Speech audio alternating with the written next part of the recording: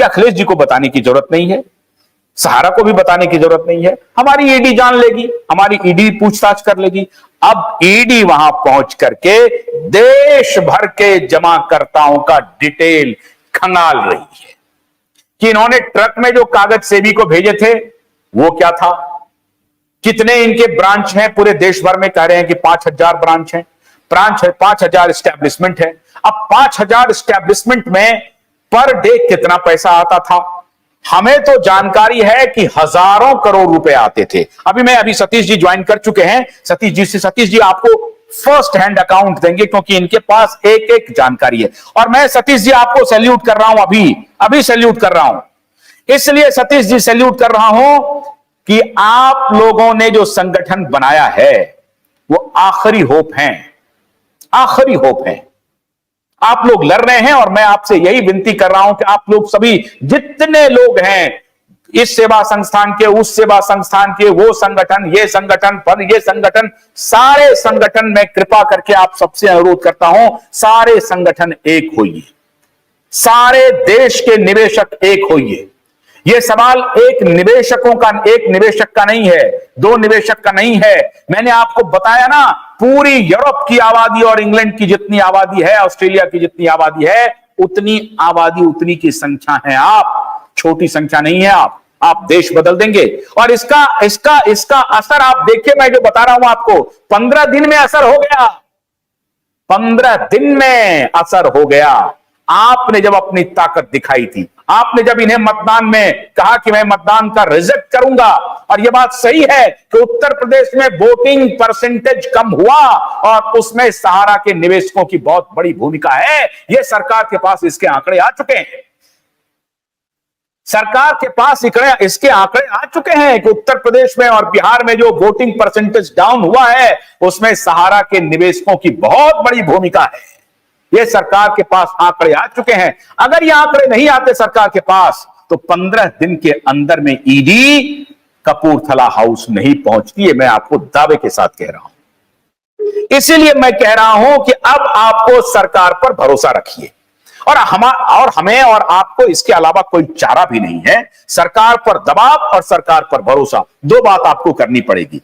सरकार पर दबाव बनाते रहना है कि सरकार कोई वारा न्यारा ना करे, सरकार कोई पॉलिटिकल गेम ना खेल दे, सरकार कोई फिर निवेशकों को टरकाने बहकाने के लिए कोई उपाय ना ढूंढ ले। ऐसा नहीं चलने देना है, इसके लिए हमें दबाव बनाए रखना है। आप सभी कामयाब हो चुके हैं, आधे कामयाब हुए। आपने सरकार को आईना दिखा दिया चुनाव में कि अगर आपने हमारी बात नहीं मानी तो हम सत्ता से बेदखल करने की हैसियत रखते हैं।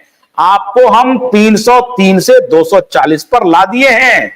इसमें कोई शक नहीं है कि अब मोदी जी और अमित शाह जी दोनों इस बात को स्वीकार कर रहे हैं साहब कि सहारा के निवेशकों के प्रति अगर हमने अपने रवैये में बदलाव नहीं किया तो 2027 में इसका नुकसान हमें होगा, बिल्कुल होगा। ये बात अब मोदी जी और अमित शाह जी जान चुके हैं। इसीलिए अमित शाह जी अब कोई रिस्क लेना नहीं चाहते हैं, अब कोई रिस्क लेना नहीं चाहते हैं अमित शाह। अब अमित शाह जी कह रहे हैं कि नहीं भैया ये सब काम नहीं चलेगा, जब हमारी सत्ता ही नहीं रहेगी तो हमको ये सब काम नहीं करना है। ऐसे हजारों करोड़ रुपए आते जाते रहेंगे और सरकार के लिए 1 लाख करोड़ क्या है साहब, सरकार तो 50 लाख करोड़ में खेलती है। तो सरकार को अब इस बात का इल्म नहीं है कि हमें 1 लाख करोड़ रुपए लौटाने हैं, हमें लौटाने हैं। हमें 9 लाख करोड़ रुपए हो जाए, 10 लाख करोड़ रुपए हो जाए, लेकिन हमको लौटाने पड़ेंगे भैया जनता का, क्योंकि जनता के गुस्से को सरकार अफोर्ड नहीं कर सकती। और यह इस बात का सबूत है कि 15 दिन के अंदर ईडी पहुंच गई कपूरथला हाउस।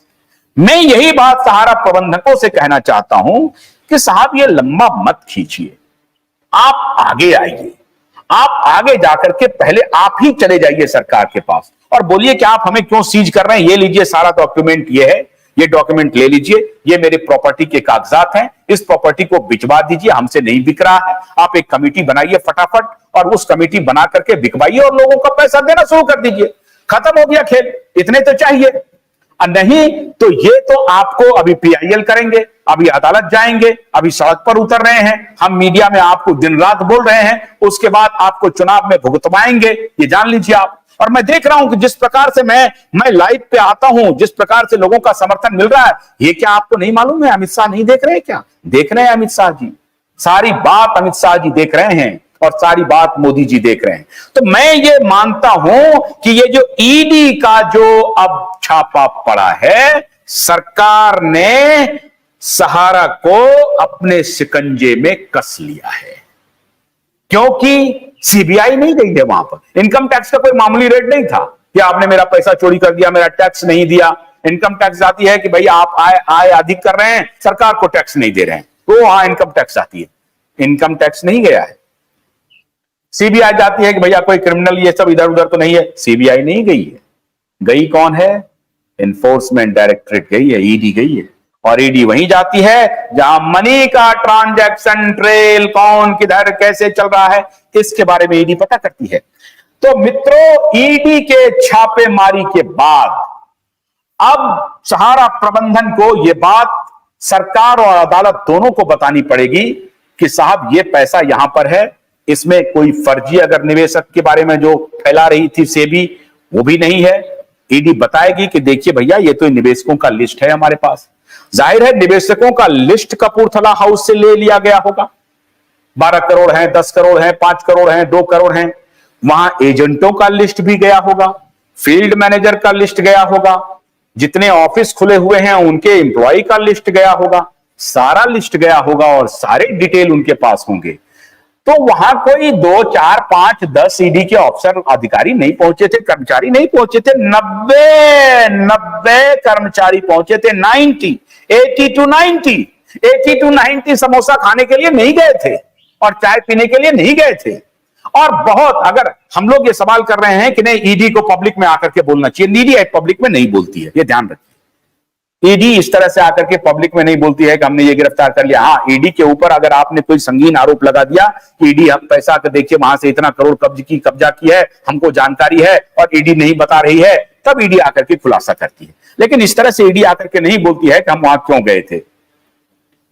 आप सीधा सीधी समझ लीजिए कि साहब अभी 16 जून को सरकार बनी, जुलाई में ईडी पहुंच जाएगी।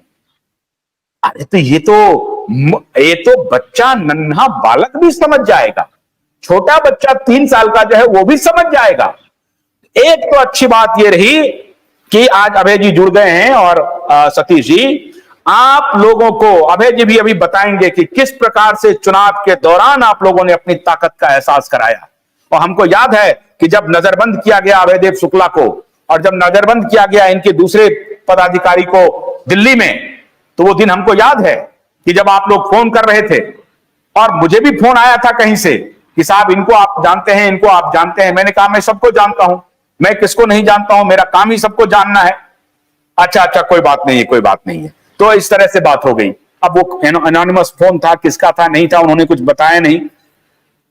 तो ये बात जो है, इलेक्शन में जो उत्तर प्रदेश में और बिहार में जो वोटिंग परसेंटेज गिरा है, इसकी खुफिया जानकारी भी सरकार के पास चली गई है और उसमें यह मिक्स रिएक्शन है कि हां, कुछ परसेंटेज सहारा के निवेशकों की भूमिका रही है। वो एक तो बाहर नहीं निकले वोट देने के लिए और हमारे खिलाफ में भी चले गए। एक और बात जान लीजिए, ज्यादातर सहारा के जो निवेशक थे वो 50-60% तो जरूर बीजेपी के वोटर थे, जो या तो वोट देने निकले नहीं या उन्होंने वोट दिया नहीं। तो इस प्रकार से भारतीय जनता पार्टी को इन्होंने अपनी ताकत का एहसास करा दिया। अब मैं जरा बातचीत शुरू करता हूं। अभय जी, आज आपका इंटरनेट ठीक है? चेहरा तो ठीक लग रहा है, मस्तक पर सिंदूर भी चमक रहा है, तो लगता है कि इंटरनेट ठीक होगा।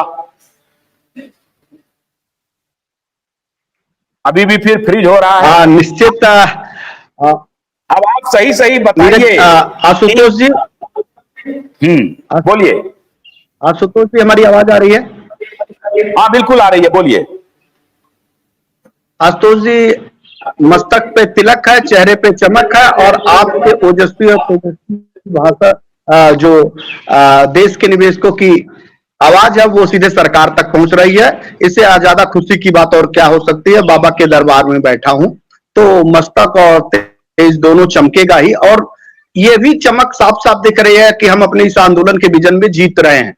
तो सबसे पहले तो ये बधाई हो हम सभी साथियों को सहित आपको भी कि आपने सरकारों तक अपनी बात को पहुंचा दिया बहुत तेजी के साथ। और निस्संदेह जिस लड़ाई को हम सब लड़ रहे थे वो सरकार के पाले में बखूबी पहुंचाने के जो कोशिश थी हम लोगों ने वो पूरी करी है। अब गेम सरकार के पाले में है और सरकार उस पर कौन सा एक्शन ले रही है और इस एक्शन की क्या रिएक्शन हो रहे हैं। मैं अगर बात करूं तो मैं पिछली बार भी आपसे जुड़ना चाह रहा था, मैं बड़ा कोशिश कर रहा था कि आपसे जुड़ूं, पूरी वीडियोस देखी थी। कुछ क्योंकि आप उनसे बड़े हैं और निश्चित तौर पे हमारे मार्गदर्शक भी हैं, लेकिन जरूरी इस बात का है कि मार्गदर्शन करने वाले लोगों को भी अगर सही बातों की जानकारियां कहीं कहीं ना हो तो हम लोगों की भी जिम्मेदारी बनती है, जवाबदेही बनती है कि अपने जो मैं तो एक तरह से लीडर ही मान रहा हूं आपको, नेतृत्व करता है हमारे, तो सही जानकारियों तक साझा कराने का, जानकारियां पहुंचाने की जवाबदेही भी आपने हम लोगों को ही दी है। तो मैं उसी क्रम में आगे बढ़ रहा हूं क्योंकि उसी डिबेट को आगे ले जा रहा हूं जिस डिबेट में आपने ये बात जरूर कहा था कि सहारा के प्रबंधन तंत्र की गलती नहीं, प्रबंधन तंत्र पैसा देना चाहता। अगर प्रबंधन तंत्र पैसा देना चाहता तो आज देश के निवेशकों को दर दर की ठोकरें ना खानी पड़ती, 4000 से ज्यादा गंभीर आपराधिक मुकदमे ना दर्ज होते और उतने ही ज्यादा लोग जो सहारा के एक मिनट अबे मैं आपकी मेरी बात 100% सहमत हूं। पूरा गन्ने की कड़ी बुनियाद जिसे मराठी में खुडक्या और कुछ उत्तर भारत के क्षेत्रों में खुटकी भी कहा जाता है, उसे केवल भोलानाथ का 2-in-1 बैटरी ऑपरेटेड हार्वेस्टर कम ब्रश कटर आसानी से और बिना रुकावट के काट सकता है।